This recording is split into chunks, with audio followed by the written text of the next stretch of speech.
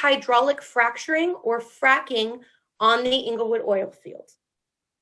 No drilling or re-drilling takes place currently, and no such activities are planned for the remainder of the year or next year. Currently, no major work is planned for tankage or other supporting facilities. 3 wells were plugged and abandoned in 2020, and 12 wells are slated for plugging and abandonment in 2021.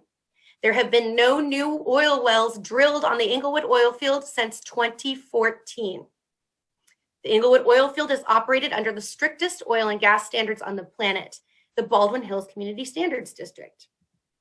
The Baldwin Hills CSD covers the portion of the oil field in unincorporated LA County, but Sentinel Peak Resources operates the Culver City portion of the oil field to the same rigorous standards. MRS Environmental reviews Sentinel Peak Resources compliance with the CSD on behalf of LA County's Planning Department. The Inglewood Oilfield Community Advisory Panel, or CAP, meets monthly to discuss the oil field and its compliance measures. These meetings are open to the public. You can find out how to attend these meetings by contacting the LA County Department of Regional Planning by visiting planning.lacounty.gov/Baldwin Hills. In addition to these open public meetings each month, questions can also be asked of Sentinel Peak Resources anytime, again by phoning our 800 number or emailing iofquestions@sentinelpeakresources.com. Frequently asked questions about the Inglewood oil field are going to be our next section. I'm going to begin now. Here is a question. I believe I have mineral rights to the oil produced on the Inglewood oil field. How can I go about ensuring that this is accurate and collecting my payments? If you believe you own mineral rights, you should check with the LA County assessor to confirm that those rights are held by you. In many cases, surface ownership and subsurface mineral rights are separating during the sales of a property. If you have confirmed mineral rights ownership with the LA County Assessor's Office and believe you are owed payment by Sentinel Peak Resources, please contact us and we will run your name and property information through our land department. Again, our contact information is displayed on the screen. Should I be concerned about the health of my family living in proximity to a producing oil field? The public has a right to be concerned about possible health impacts resulting from operations close to their homes and businesses. We at Sentinel Peak Resources take our role as a steward of the environment seriously. A number of health studies have been performed on the topic as well, and they have found that there is no cause for health concerns. For example, a 2014 study by Intrinsic exploring the impacts of an oil field in Hermosa Beach concluded that there are no substantial effects on the health of a surrounding community as a result of oil drilling. And in 2011, a community health assessment was conducted by the Los Angeles County Department of Public Health on the Inglewood oil field. It examined rates of mortality, cancer, low birth rates, and birth defects in the census tracts surrounding this oil field. The study found no statistical difference in the mortality rates in the neighborhoods as compared to other areas of LA County. Further, the study showed no statistical difference in rates of low birth weight, cancers related to petroleum products, or birth defects. Do you comply with all regulations in place for your operations? Yes. In fact, there are over 20 government agencies that oversee oil and gas operations in California, and our company, like other responsible oil and gas producers, must comply with each agency's guidelines in order to obtain permits to continue to operate in the state. The Inglewood oil field, the largest urban oil field in California, has operations that are so modest that they fall under the threshold for reportable GHG or greenhouse gas emission standards for the state. That is quite impressive because the state of California has the strictest oil production related health and safety standards in the nation. Again, our operations on the Inglewood oil field fall below the reportable threshold for greenhouse gas emissions for the state of California. Sentinel Peak Resources also complies with all California Air Resources Control Board, or CARB, and Air Quality Management District, or AQMD, regulatory measures. This means we must permit all emissive equipment, or equipment that handles fluids that could emit, prior to operation. We then monitor and report on that equipment and its emissions to both agencies in order to remain in good standing and continue to operate. Part of being permitted means that we are also subject to scheduled and unscheduled audits regarding our compliance. The Inglewood oil field is also governed by the Baldwin Hills CSD, as we discussed previously. This places even stricter regulations and testing requirements on this oil field. Through the CSD, we conduct soil gas monitoring, stormwater capture and treatment, and participate in monthly meetings for the community to ask questions related to oil field activities. What are the impacts of oil drilling to the air?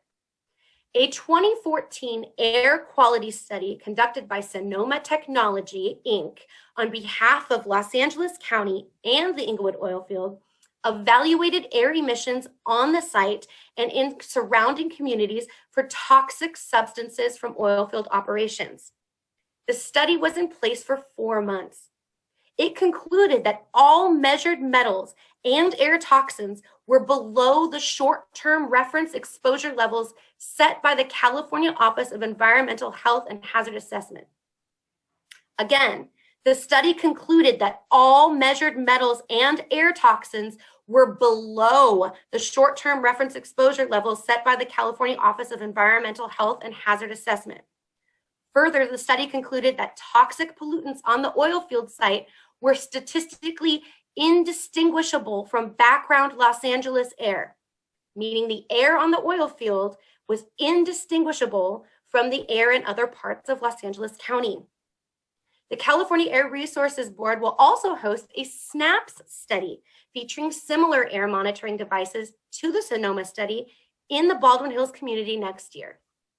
For more information on that, you can Google SNAPS study by the California Air Resources Board.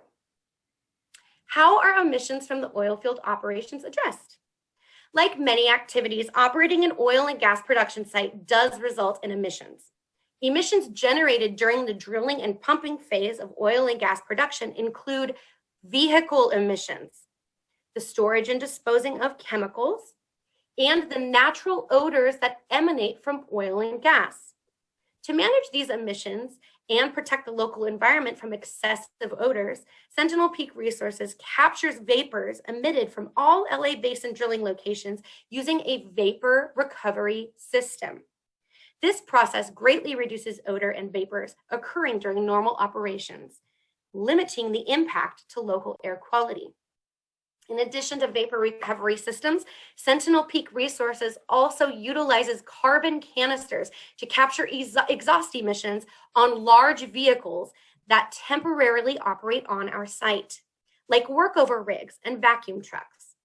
These canisters filter exhaust emissions before releasing them into the environment, making these diesel engines operate with less diesel exhaust. Finally, we regularly inspect our oil and gas infrastructure and consistently monitor the oxygen levels inside our pipelines to ensure leaks are not present. In addition to monitoring the oxygen levels on all gas lines we operate, Sentinel Peak Resources also has a third-party company conduct fugitive emission checks on all lines on a quarterly basis, and pressure safety valves are inspected on an annual basis. Although rare, any and every leak that is detected is repaired immediately upon discovery. The amount of emissions are then calculated, and those are reported to the South Coast Air Quality Management District. What if there's an oil spill? California has the strictest oil and gas regulations on the planet. This increased scrutiny ensures that when and if a leak occurs, staff will react swiftly and accordingly to mitigate risk to the public and our workers. When releases occur, Sentinel Peak Resources fully complies with the various state and federal laws requiring remediation and reporting of spills or releases. A matrix of reporting requirements can be found on the Cal OES website. You can find that at www.cal-oes.ca.gov/for-tribal/plan-prepare. While spills are rare, and when occurring, most spills are minor in nature, Sentinel Peak Resources operates with a focus on emergency management. Our day-to-day safety efforts are centered on prevention, preparedness, response, and recovery. We have processes and tools in place to effectively manage communication during a crisis and with a focus on the safety of the surrounding community. What about impacts other than emissions and spills? We understand that oil field operations can result in noise, odors, or other nuisances to the surrounding community. We go to great lengths to mitigate and deflect those operational impacts through the use of sound walls, barriers, and limited operational schedules at all our active sites. Sentinel Peak Resources strives to be a good neighbor. With this in mind, a 24/7 hotline is in place should anyone in the community have questions or concerns about any of our operations. That number is on the slide before you, and it is also 1-800-766-4108. All calls are investigated promptly. We received several questions from the public leading up to this meeting, and I will go through and answer those now. What type of air pollution monitoring is being done at the Inglewood oil field? Again, the field is under continuous vapor recovery. The vapor recovery system is monitored 24/7. What air pollution monitoring equipment is being used, and what pollutants can the monitoring equipment detect? We measure parameters such as pressure changes and the presence of oxygen to determine if leaks exist in our system. Leaks are repaired immediately upon discovery. We also participate in the Leak Detection and Repair, or LIDAR, program managed by South Coast Air Quality Management District. It requires that every component of our system is tested quarterly. In addition, as already explained above, operations staff also monitor and process operations 24/7 through our computer SCADA system. They visually assess pump units and tank systems for a minimum of once every 4 hours, and safety assessments are conducted monthly on operating systems to affirm proper operations of key components. Where is the air pollution monitoring equipment located? The Inglewood Oilfield Gas Plant has a hydrocarbon and hydrogen sulfide meter located at all 4 corners of the site. How often are air samples tested for pollutions and equipment? We don't sample and analyze air routinely. However, as I expressed above, the SNAPS study by CARB will be in place in the neighborhood surrounding the Inglewood oil field for what they expect to be a full year, monitoring the air consistently during that time. Oxygen, methane, and lower exposure limit, LELs, are measured with portable equipment by our staff if the need arises. Can the public access air pollution monitoring records, and if so, how? As I mentioned earlier, we submit any leak information to the South Coast Air Quality Management District. You can find those reports on the South Coast Air Quality Management District website. How is the public notified if dangerous levels of pollutants are detected? The Inglewood oil field is part of a Community Alert Notification System, or CAN. If an emergency arises, emergency management personnel, like the leading fire department or leading agency for any incident, would then trigger the CAN system to notify neighbors surrounding the oil field. You may have experienced some tests of these systems when you receive a flood warning, for example. As a mineral rights owner, can we get a list of do's and don'ts when excavating and landscaping a lot? Mineral owners are not involved in land issues unless they also own the surface rights. If we lease the surface acreage from a landowner, we would have written agreements with those surface owners. When doing any surface work, we would need to comply with the requirements of that surface agreement. Those requirements may differ from surface owner to surface owner. If you are not an oil field surface landowner, then you are able to do work on your property as you wish in accordance with your local Department of Building and Safety's requirements. If there is a concern about subsurface pipelines, please note that Sentinel Peak Resources does not own any subsurface pipelines outside of the oil field boundaries.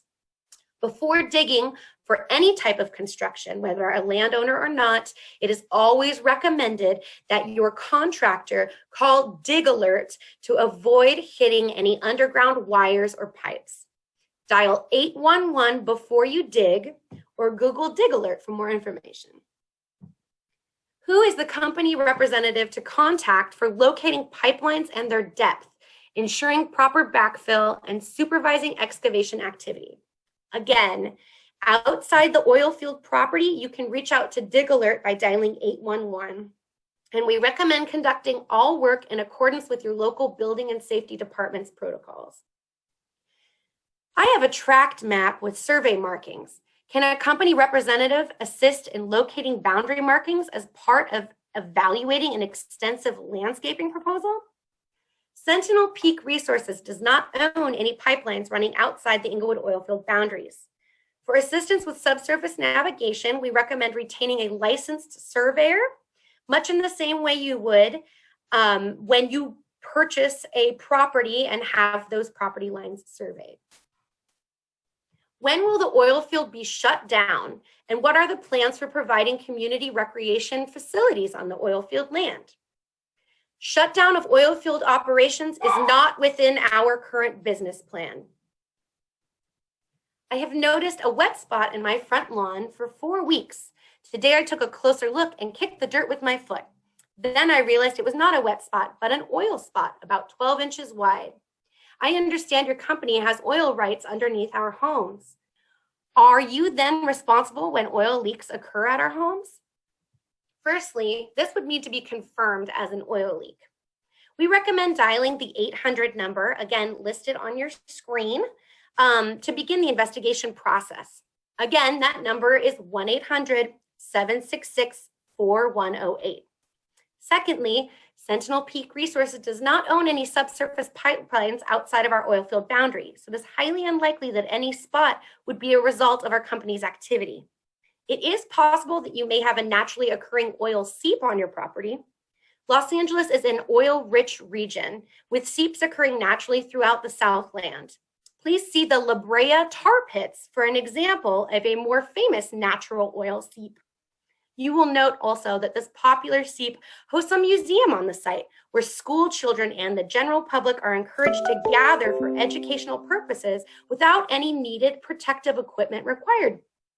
Again, we encourage neighbors to call our 800 number to initiate the investigation process should any of you have any questions of any impacts on your property.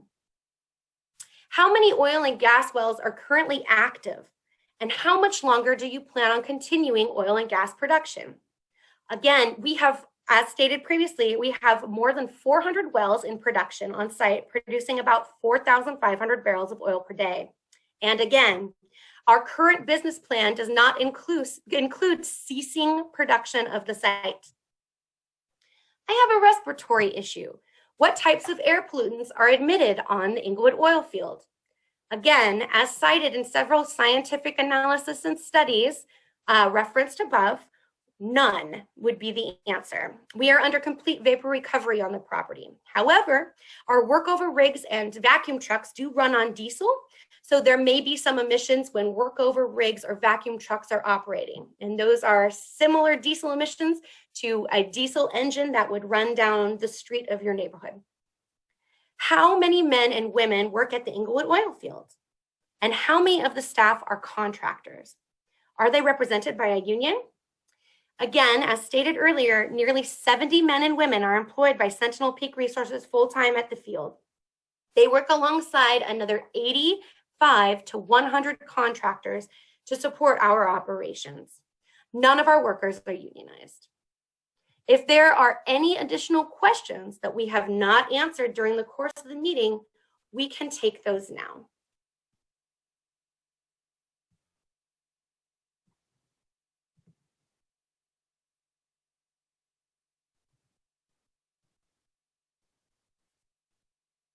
Okay, I see a question from a man named Brian Frange. Brian, you can answer or ask your question now.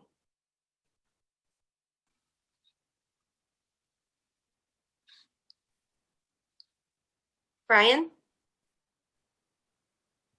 Brian Frange?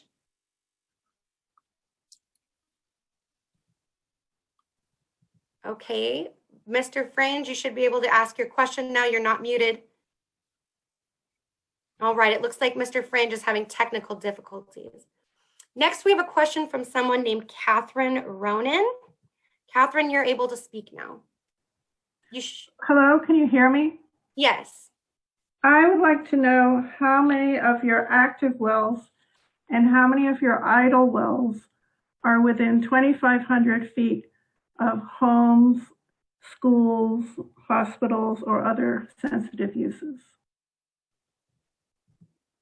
Thank you very much for that question, Catherine. I don't have that information offhand, but I can definitely look into it and get back to you.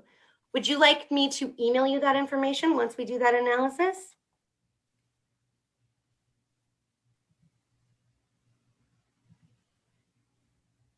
Yes, please. Okay, fantastic.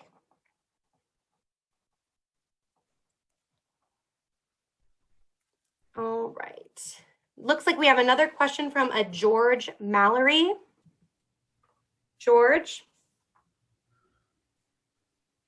Can you hear me? Yes. Okay. What I wanted to find out is there are a number of palm trees in and about your property. The ones that I'm focused on in particular are, I guess, on the west side of La Cienega, just north of Lewis Homes, and they appear to need trimming in a very significant way. We're concerned that they may represent a fire hazard, and we'd like to know what your plans are for trimming those trees. Thank you very much, Mr. Mallory. I will send that information to our landscaping team as soon as this meeting completes, and we will put the trimming or removal of those palm trees at the top of our list for our landscaping plans. All right, it looks like we have another question from Charles Zakari. Charles? Yes. And thank you for receiving the question. I wanted to ask, because of fracking being something that was, I guess, the technology came on board over, I think maybe about 10 to 15 years ago. And I just wondered, you know, if there were any technologies or any kind of new ways of being able to extract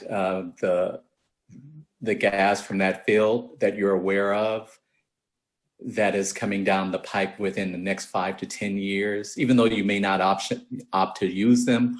Are you aware of any such technologies that can fit the model that you're currently running under without a lot of disruption in this oil field? Thank you very much for that question, Charles. I'm not aware of any new technologies that we would utilize on this site. We're very fortunate at the Inglewood oil field that we can produce the oil traditionally, meaning it's a simple pump jack unit without the need for cyclic steaming or other mechanisms to bring the oil forward. It's a nice producing field, so I don't see anything like that coming down the pipeline for us here. It looks like we have a question from someone named Elizabeth Reed Wainscott. Miss Reed Wainscott, you can speak now. Hello, thank you. I was Actually hoping to ask how many spills or accidents have there been since the Sentinel Peak Resources acquired the oil field in 2017? And of those spills or accidents, what types of toxins were emitted and what impacts do those toxins have on human health and our environment? Okay, hold on one second. I'm going to go ahead and put this question and see if I don't have that answer off the top of my head. Joe or Dan, do you have that information? I was trying to think, Amanda, off the top of my head, I don't recall. I'm aware of two spills. One happened on Thanksgiving of 2018, I believe. And then there was one over on, I don't recall the lease now. I'm aware of two that are coming to mind quickly. As far as the toxins go, we did a study, we presented it to CAP. I'd have to go back and dig out that information, and we can get that information out. I don't believe the second spill, there was many toxins released. It was a fairly small oil spill that was cleaned up quickly. I'd have to go back and get the analysis for the first one though, Amanda. Thank you, Dan. All right, so Miss Reed Wayne Scott, we can go ahead and email that information to you if we find of any additional toxins that were released that we were not reporting on during this conversation. Is that all right? Yes, thank you. Of course, thank you. I see a question from a gentleman named John Heath. John Heath. Hi, Amanda. Hi.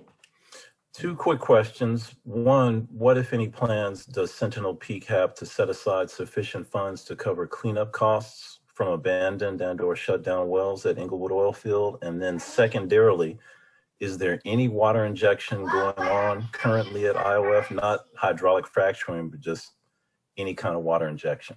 Thanks. Thank you. In terms of shutdown and abandonment costs, we are fully bonded in accordance with the Baldwin Hills CFC and the state of California. So we are fully bonded as to our requirements under those obligations for any abandonment that may need to take place. And then in terms of your second question, can you repeat it? He was asking about water injection, Amanda. Oh, we re-inject all of our water back into the formations we produce from. So 100% of our water production gets re-injected. Yeah, it gets filtered and treated and then re-injected into the pocket from which it came. And we do inject it below the frac gradient, so the rock isn't being fractured during the re-injection. And this might be a good time to bring up, just for folks who are not super familiar with oil production, how it works. So there are these pockets that exist subsurface as part of geology that have, basically three things inside of them: oil, water, and natural gas. And these pockets don't exist everywhere. They call it striking oil for a reason. But when you extract the oil, you extract oil and water in some sort of a mixture. The combination at the Inglewood oil field is the vast majority of it is water. But it's not drinking water. It's water that's been deemed undrinkable by the federal EPA and the state. It's called produced water. It's very brackish, very saline. And what happens is it goes through our water plant where it is filtered, and then it gets re-injected into the very same pocket from which it came. And that does two things. It prevents subsidence, which is the sinking of the ground, and it also keeps the pressure up in that pocket so that we can continue to produce oil there. It looks like, I don't know if these are double questions or people forgot to put their hands down, but John Heath, did you have another question? No, ma'am, those were the two. Thanks. Of course. Elizabeth Reed Wainscott, did you have another question? Yes. Okay. How many oil and gas wells are idle? And what is your time frame to clean up and remediate your idle wells? Again, we have no plans at this point to shut down production, and I'm not sure of the exact number of idle wells. I can look into that and get back to you. I can estimate fairly closely, Amanda. It's roughly 180.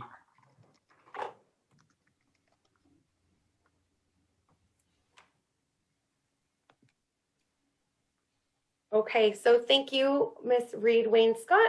And then it looks like Brian Franch still has his hand up. Brian, are you able to speak?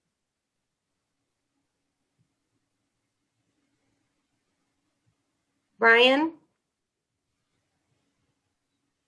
You're unmuted on my side. Again, his hand remains raised. Catherine Ronan? Catherine Ronan? Yes. Is there a requirement for you to plug idle wells after a certain number of years? Yes, the CalGEM, the state oil and gas regulatory agency, has put out there's a regulation. I forget the exact percentage each year, but I believe it's roughly 5% of the wells that have been idle for a certain period of time need to be abandoned. And I have to apologize. I don't know the number off the top of my head, but it's roughly 5% a year of abandoned wells that have been, I think they refer to it as long time idle. And the regulation has changed so frequently in the last couple of years, I never committed it to memory. We can get that exact number for you, though. So when you say you don't have any plans to abandon wells, actually, you would have to abandon some wells, right? We have our operations group goes through and they continually do an analysis of whether to reactivate idle wells or abandon them. And we try to abandon a certain number of wells per year. This year was a kind of an unusual year with product prices swinging so wildly in the pandemic and all. We did have plans to abandon 16 wells. I don't think we'll get there this year, but I think we want to get back to a level, along those lines in future years. Yes, and as stated before, we do have 12 wells slated to be abandoned next year. Is it 12, Amanda? Yes, sir. Thank you. In 2021. Can I ask one more question? Of Sure. course. When you say you're going to rework a well, does that mean you're putting an idle well back into production? Or what does reworking really mean? It can mean a couple of different things. It can certainly mean what you just defined. It could be a well that's idle that we go back in and make whatever repairs are necessary and then reactivate it. Or it can mean you could go into a well that's active and do some additional work on it to enhance oil production. So it can mean either one of those things. Okay, thank you. Of course. Monica Embry.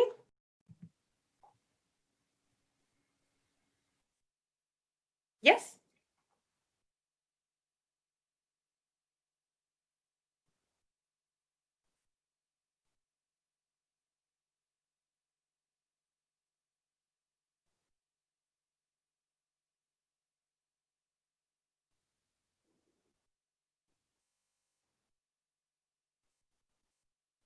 Well, as far as I know, MRS conducted an estimate for how much the abandonment and remediation would be, and that's how the bond was determined for the Baldwin Hills CSD component. The state has its own calculation, and I believe that report is public information, Monica. Okay. Emmanuel Alcantar.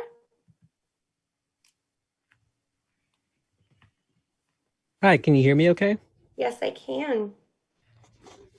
Hi, so you mentioned there are some scientific studies before that were conducted that showed that there were either no emissions that were being released from the field or that they posed little to no threat to public health. I was curious if you knew the specific groups that conducted those studies and if those studies were publicly available. Yes, they are all publicly available on the EnglewoodOilfield.com website, and I can reread the names of several studies that I cited if you'd like. Yes, please. That would be great. Yeah, no worries. Let's see. So we have a study from Intrinsic in 2014 that this was analyzing the impacts of an oil field on Hermosa Beach. I'm not sure if that one's on our website or not, but I can check on it. The 2011 Community Health Assessment conducted by the Los Angeles County Department of Public Health is also public information. It's conducted by LA County DPH. The study by Sonoma Technology, which is a very similar to the study that will be conducted by the CARB SNAPS program, is also located on our Englewood Oilfield site. It was a 2014 air quality study. And then, of course, the Carbs Snaps study, which will be taking place next year. I encourage you to look into that program. It's accepting public input, and so I'm sure they would love to hear from you if you have questions about it. Amanda, I've looked into the Q&A section of the Zoom meeting, and Brian is trying to, he says he has his hand up for a long time, but we haven't allowed him to speak yet. I know we've tried to unmute him. I'm not sure if you want to try again. Okay, sure.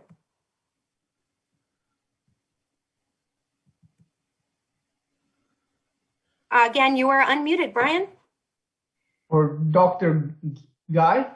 Actually, this is Dr. G. I've been trying to, I've had my hand up for the longest time, and I was the one who typed out the sentence in the Q&A. So, oh, that might be the mistake then, Dr. G, because you're coming up as Brian Frange. Yes, Brian Frange is the name listed. Yeah, that's why you probably didn't realize we were asking for your input. Well, yeah, it was really strange that you kept calling Brian, and Okay, it was me all the time. Mystery solved. Yeah, yeah. So can I ask my question now? Sure. Yeah, referring back to the Thanksgiving 2018 spill, and there were subsequent pictures of where the pipe blew, and it shows the vector, the direction of vector going from inside to outside. So we understand that the pressure was inside or building up inside. Have you gone back to look at the rest of the integrity of that pipe? And part A and part B would be, how do you determine whether the casing is intact? And part B is, how do you determine the mechanical integrity of oil idle wells? So it's got more than one part. But anyways, that's my question. Thank you. Boy, I'm going to try my best to answer the question in understandable terms. I think as far as the pipe itself, you know, Amanda mentioned our leak detection and repair program. We evaluate all of our components, and a component can be a couple of different things, but every place that you screw two pieces of pipe together, that connection is referred to as a component. That gets tested quarterly. So that's been tested several times since the Thanksgiving incident. And in addition to that, for some of our key pipes, we measure wall thickness of the pipe. And when it gets below a certain thickness, then we flag it as something that needs to be replaced. So as long as the wall thickness is sufficient to contain the pressure, then we conclude we're fine. And if it gets below that thickness, then we replace the thin parts of the line. As far as idle wells themselves, there's a couple of different things that we have to do to make sure that our idle wells are not leaking. And one of them is we measure fluid levels in there to make sure that the fluid levels are below any, they call it USDW, any possible drinking water, I should refer to it as, make sure that the fluid levels are below any possible drinking water formations. We want to run radioactive tracer surveys to make sure that we're staying in the zones that we're completed in, and we're not going out of zone at all. There's a couple. It's a kind of it could be a long, convoluted answer, but hopefully those give you an idea about what we do on idle wells to make sure that everything is fine. You know, we drive by every day to make sure there's not pressure at the surface. Those sorts of things.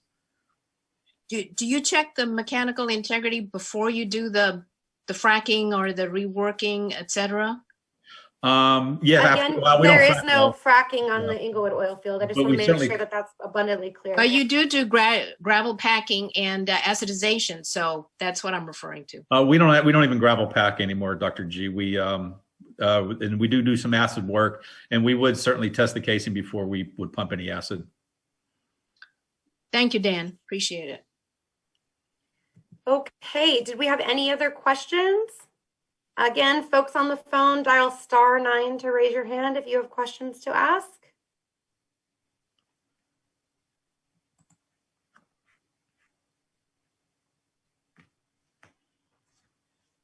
All right, it looks like we have a question from Victoria Rosenfeld. Victoria? Hello, can you hear me? Yes. I am interested in the studies you cited on which prove that there's no physical harm done to those around oil fields. Specifically, you cited that there was no mortality, no small infant weight, etc. 3 or 4 items, but none of them I heard really relevant to morbidity. And that's my question. Do you have any studies that have been done pointing to the morbidity of living in the vicinity, immediate and even out several miles from active oil wells, which the Inglewood is? And I'm thinking in terms of anything like emergency room visits or increased use of inhalers. I'm looking at respiratory things, children who can't play as fully on playgrounds, elders who have to stay indoors because going outside is too difficult to breathe. The respiratory component has always been striking to me. So do you have, and there are other measures of morbidity, that is not being able to do everything a body is meant to do, but not dying from it. So can you comment on that? Well, I know that the LA County Department of Public Health is doing a second health assessment. I'm not sure if they're studying morbidity, but again, what I can say about the respiratory issues is that of the studies of the air on the Inglewood oil fields, the air is indistinguishable on the oil field as it is in surrounding communities. And we need to keep in mind that the large-scale pollutants that exist in the LA basin are VOCs from vehicles and Port of Los Angeles traffic and airport traffic, under which the Inglewood oil field sits under that flight path. So I'm not certain that anyone's doing a comprehensive study on morbidity. I'm sure that it's something that we can recommend to the LA County Department of Public Health. But the oil field is certainly not the only contributor to air quality in the area. And from the studies that have been conducted, it is nowhere near the worst contributor to negative air quality in the area. Do we have any other questions?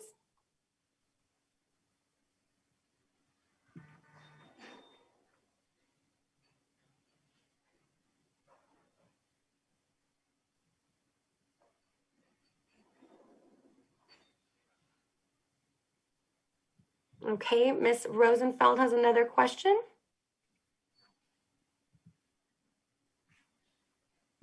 You need to unmute. Yes. There you Okay, go. great. Thank you. Yes, Sure. it occurred to me too that I was listening to water being put back down into the areas that it was taken from, and you described brackish water, salt water, in other words. And I'm thoughtful about what the status of aquifers from which we drink and consume some water in this vicinity. Is that where this brackish water is going to? I didn't realize that this far inland there was brackish water. We know there is in the Palos Verdes Peninsula, and they are doing an incredible example of taking care of water there. And so I'm just curious about what you're actually doing with salt water and brackish water this far inland and where you're getting it from. And are you actually contaminating drinking aquifers? So again, maybe it would be helpful to explain that oil wells are located sometimes 10,000 feet subsurface, whereas a drinking water aquifer exists within several hundred feet below the subsurface.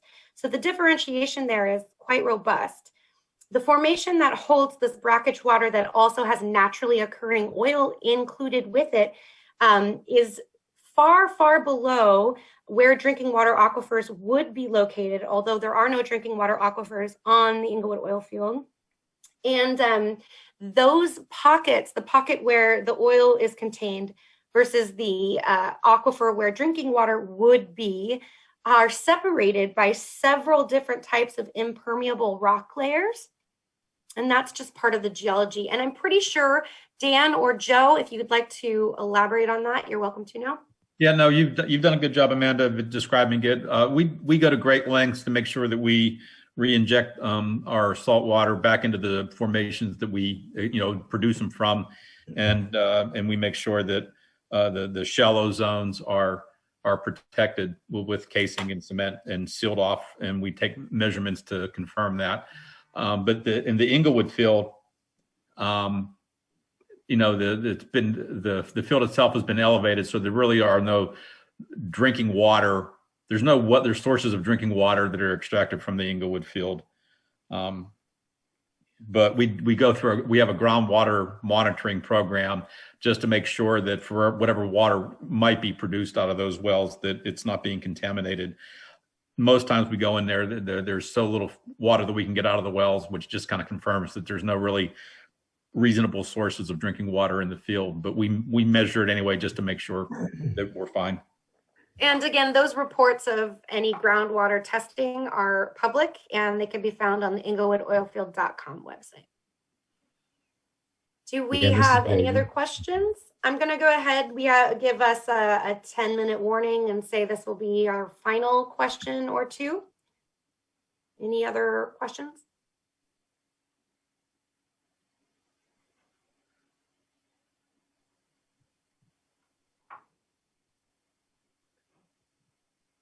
Oh, Victoria is asking another one. Yes, to the gentleman who just responded, I'm curious about whether any of this water, because I'm in the Culver City part of this field, and I'm aware that we are sitting on top of an aquifer that supplies Santa Monica, so it is drinking water. You're saying that you go far below that, your water is not seeping into any of the drinkable water immediately adjacent to any parts of the oil field. And it is a big oil field, I recognize that. Yeah, boy, at the risk of Victoria, I'm not exactly sure where you're at, but it's possible that you're in an area where the aquifer does exist and you would be extracting drinking water. In the field proper itself, where we're producing and re-injecting the water, it's elevated. And so, when you look up on the hill there and you see those tanks on top of the hill there, that's kind of where the oil field starts. And that's what I was referring to when I say it's really kind of a perched formation up there. And so it's isolated from, the majority of the drinking water or the sandstones around the field that do supply drinking water to the communities. So, and Victoria, to add an extra layer to answer your question, any storm water, rain falls from the sky, right? And it lands on the ground. And as it rolls down the hills of the Inglewood oil field, the Baldwin Hills, we collect that storm water in catch basins. And we test that water to make sure it's not contaminated before it even gets released into stormwater drains, where water from every other part of Los Angeles that's picked up oil from people's cars and dog poop and whatever else from the streets just runs out into whatever would be your drinking water basin. So it's about as safe as we can get it. And on another note, the water that we replace into the subsurface pockets, again, 10,000 feet below the surface, is, it is prehistoric water. That's where the oil comes from. It's from prehistoric plants and water. And once we re-inject it, it is cleaner. What we put in there is cleaner than what we took out. So I'm hoping that that's helping you to understand this in some context. Again, I'm going to call final question. Does anyone have any other questions?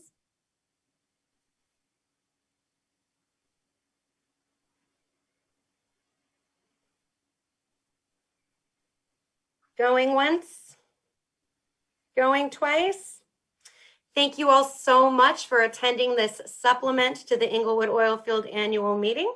We wish your families safe and healthy holidays and encourage you all to wear masks in public. Thank you all and have a nice day.